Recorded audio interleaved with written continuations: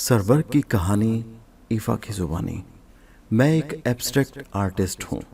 हमारी पूरी family northern Ireland के खूबसूरत शहर न्यूरी में तकरीबन 1 दहाई से आबाद है। मैंने ये एब्स्ट्रैक्ट पेंटिंग बनाकर अपने ड्राइंग रूम में आवेज़ा की हुई थी। हमारे अजीज़ो अकारिब और मेरे वालिद के दोस्त अहबाब का हमारे घर आना जाना लगा रहता है। हर कोई एक नज़र पेंटिंग को देखता ज़रूर था, लेकिन कभी किसी ने ना तो इस पर कोई तबसरा किया और ना ही मुझसे दरियाफ्त किया कि मैंने इसमें क्या पैगाम दिया है।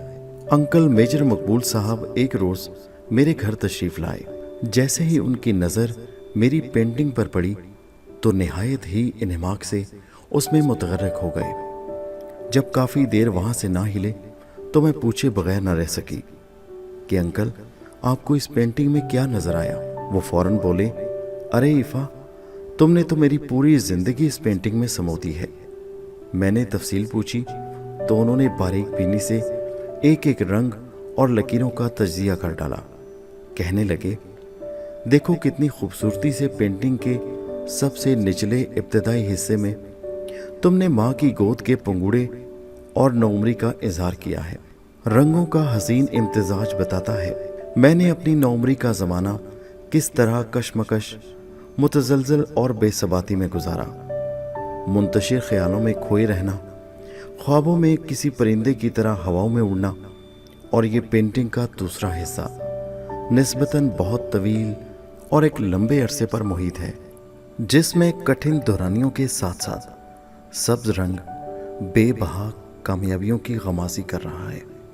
देखो, बाहर की तरफ उड़ते हुए रंगीन ज़र्रात से तुमने मेरे हवाई सफ़रों का कैसे इजहार किया है, और फिर सबसे ऊपर आसमान की तरफ रवां दवां उड़ते हुए ये नन्हे नन्हे ज़र्रात मेरी ही नहीं बल्कि हर इंसान की इस फ़ानी दुनिया से रूह की परवाज़ को ज़ाहिर करते हैं। यूं लगता है तुमने मेरी पूरी ज़िंदगी को एक छोटे से रंग बिरंगे कूजे में बंद कर दिया है। जब से मैंने ये पेंटिंग बनाई है, इसे देखा तो बहुत से लोगों ने, लेकिन सिर्फ मेजर अंकल ही इसकी गहराई में उतर सके हैं। उन्होंने इतनी खूबसूरती और तफसील से इसकी तशरीह की कि मेरे दिल की गहराइयों से आवाज़ आई कि मैं अंकल को ये पेंटिंग तोहफ़ा कर दूं। उन्होंने बताया है कि वो इसे अपनी ज़ेरे तबा सवाने हयात मकबूलियात का सरवर्क बना रहे हैं।